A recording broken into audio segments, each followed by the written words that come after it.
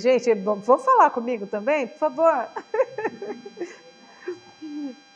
Bom, vamos lá. Olha só, é muito legal. Eu amo esse trecho aqui. Ele me dá palpitação. Ai, desculpa, bati aqui no microfone. Ai, me dá palpitação. Vamos lá. Dai a César o que é de César. Quem é esse César, né? O que eu preciso dar para ele? Então, retirando-se os fariseus, projetaram entre si comprometê-lo no que falasse.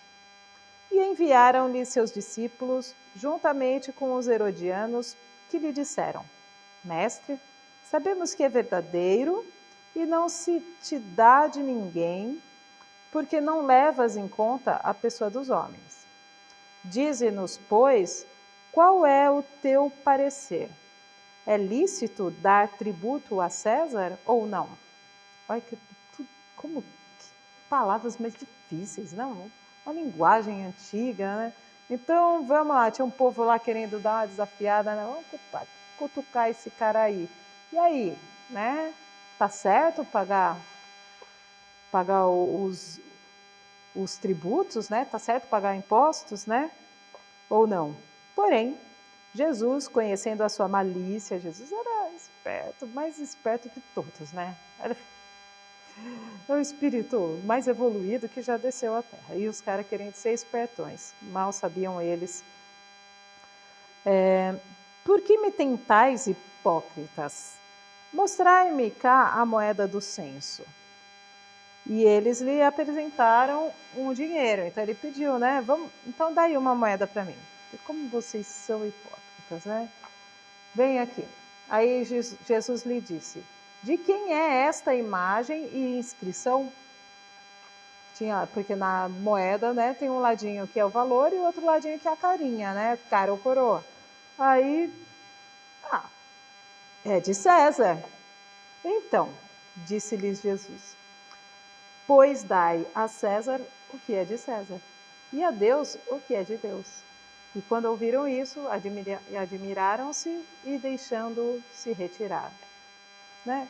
Quebrou as pernas dos caras, né? Mateus capítulo 12, versículos 15 a 22 e Marcos capítulo 12, 13 a 17. É nesse trechinho lá da Bíblia que está. Então, Jesus, eu amo essa passagem, porque ele fala, gente, olha só que lógico, que pergunta mais bobinha, né? Tá tão claro, né? A questão proposta a Jesus era motivada pela circunstância de haverem os judeus transformado em motivo de horror o pagamento do tributo exigido pelos romanos, elevando-o a problema religioso. Bom, porque se pagava tanto imposto, mas será que mudou, né? Bom, mudou o tipo, a forma de cobrança, né? Mas que continua sendo aquele monte de imposto, continua, mas enfim. Numeroso partido se havia formado para rejeitar o imposto. Então existia lá o pessoal revoltado, vamos fazer reforma tributária já. Aí teve um pessoal que falou, então tá, tem esses rebeldes aí falando dessa reforma tributária, vamos ver qual que é desse aí, se ele também está no meio dos rebeldes, né? É aí que a gente pega ele. E aí o pagamento do tributo, portanto, era para eles uma questão de irritante atualidade, sem o que a pergunta feita de Jesus, a Jesus, né? É lícito dar tributo a César ou não? Não teria nenhum sentido. Então era um momento que aquilo lá irritava, né, os caras do poder. Então falaram, agora a gente pega ele, né? Essa questão era uma cilada, pois, segundo a resposta, esperavam excitar contra ele as autoridades romanas ou os judeus dissidentes. Então, queriam pôr ele no mato sem cachorro, né? Ou você tá lá, né? Você é a favor dos judeus, né?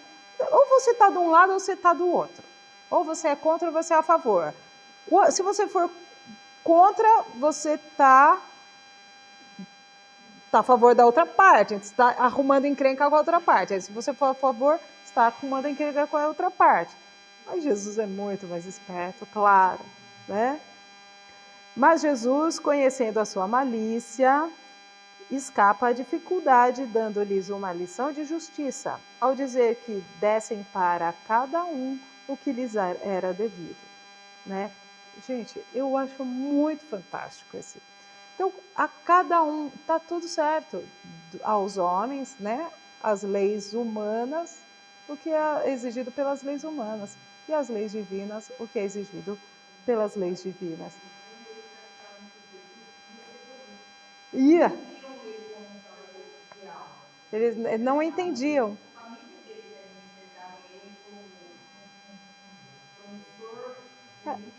Um rei político, né? E não um rei espiritual, né? É interessante essa fala, porque eu gosto de estudar muito a mitologia africana, eu gosto muito da cultura africana, né? E aí eu estudando, até teve uma visita de um rei angolano aqui no nosso município, no Quilombo do Cafundó. E eu estava lá, já era uma estudiosa, né? Já faz tempo já que eu sou uma estudiosa da cultura africana, né? Da mitologia africana. E aí é muito diferente a divisão de poder lá, porque existem os governantes políticos e os líderes religiosos, que também são intitulados como excelentíssimos também. Então, o cargo deles, só que é uma religiosidade espiritual, não era misturada com a política, como era em outras regiões do mundo, né? Então, sempre foi bem interessante essa distinção. Na África até hoje existem esses reis religiosos e são reis de nações, as nações separadas pela linguagem, né? E não por trechos de terra, pedaços de terra e por posições políticas. Claro que tem também. Mas o que eu acho interessante é que ali a gente herdou, né, o que a gente recebeu dessa colonização, né, que é essa questão de todo mundo manda um pouquinho. E lá, né, os mandadores lá também, eles eram os religiosos, os políticos, tal. E aí se considerava culturalmente um rei lá seria um rei político, né? Então que ele viria também para tomar o lugar do rei político. Então aí virou esse cara aí diz que é rei, que é filho do rei, sei lá, isso daí tá me cheirando mal. Aí eles, claro que eles queriam pegar Jesus de certa forma. E eles entendiam que seria político, né? E aí ele teria que se posicionar em relação aos tributos, eles imaginavam, né? Mas aí ele pega e fala, gente, olha, minha história é outra, sabe? Meu papo é aqui, ó, é espiritual, né? É uma questão de evolução.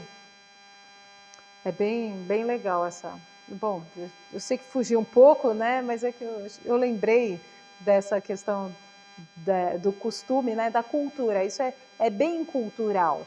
E aí é muito difícil, quando a gente tem uma cultura arraigada, a gente entender que existe uma diferença, né? Então, porque hoje a gente entende rei, né? Veio o rei, o rei nem foi para Brasília, o rei nem se relacionou com o pessoal político. Por quê? Porque a questão é outra, né? O reinado é outro. Então seria exatamente isso, né? Essa postura de Jesus seria nesse reinado espiritual. Seria, não era, né? Só que eles não entendiam, né? Porque era cultura arraigada lá. Bom, bora lá.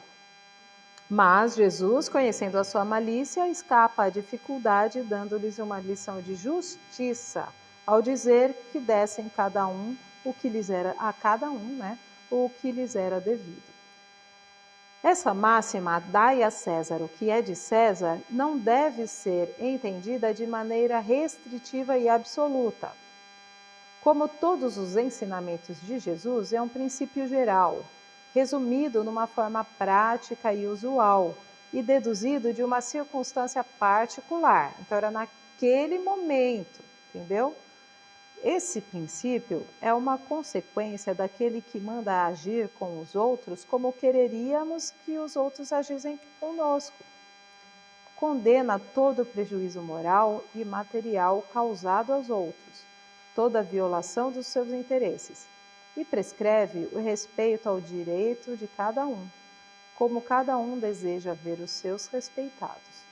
Entende-se ao cumprimento, estende-se, né? Então vai até ao cumprimento dos deveres contraídos para com a família, a sociedade, a autoridade, bem como para os indivíduos. Então, essa é um desdobramento daquele mandamento anterior, que é o maior dos mandamentos. Então, ele está em consonância, ele está sempre afinizado, ele está sempre lembrando do maior mandamento, que é tratar o próximo como ele gostaria de ser tratado. Então, eu tenho os meus direitos, respeita os meus direitos, eu respeito os seus, você respeita os meus, está tudo certo.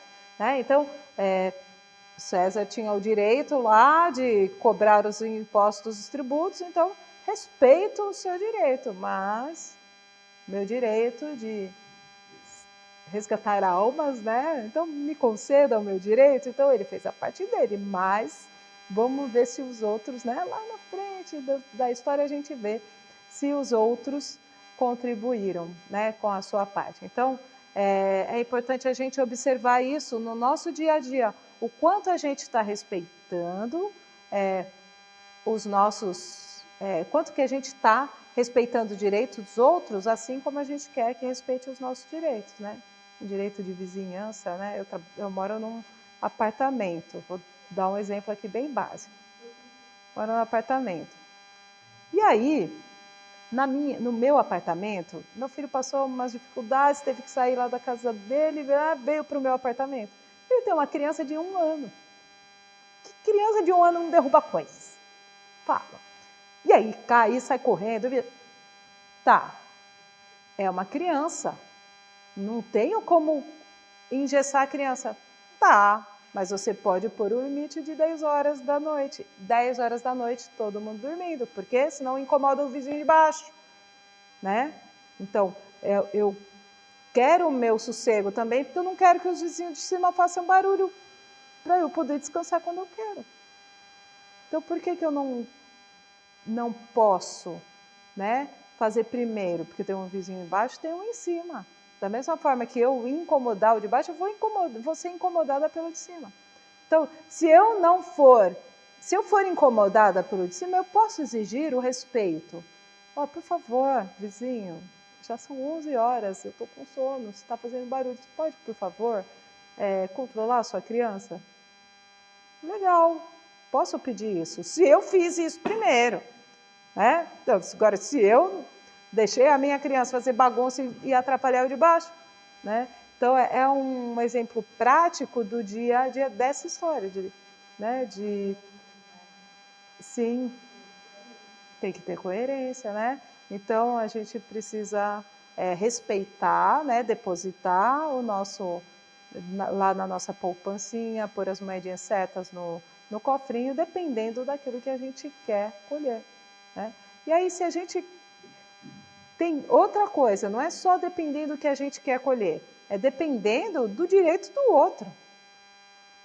Né? Porque, eu não estou nem aí se eu vou colher flores ou espinhos, eu vou plantar o que aparecer. Tá, mas eu não quero receber os seus espinhos. Seu direito ficar jogando seus espinhos aqui no meu quintal? Não. Então, a gente precisa também ter esse discernimento de, né, dar a César o que é de César, também de dar aquilo que você deve como respeito ao próximo. Né? Alguém quer comentar mais alguma coisa?